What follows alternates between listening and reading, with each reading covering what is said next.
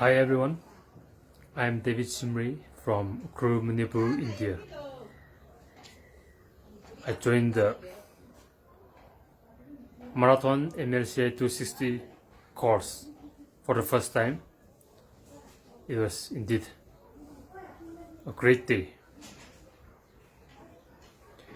Many things were taught to us, and accordingly, I woke up this morning very early at around 5 a.m.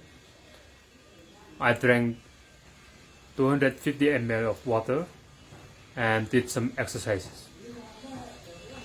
It was indeed a very good way to start the day. Many things were taught to us in the course. One of them is to maintain the daily income and expenditure record, which is very helpful to us. It was very good and very interesting.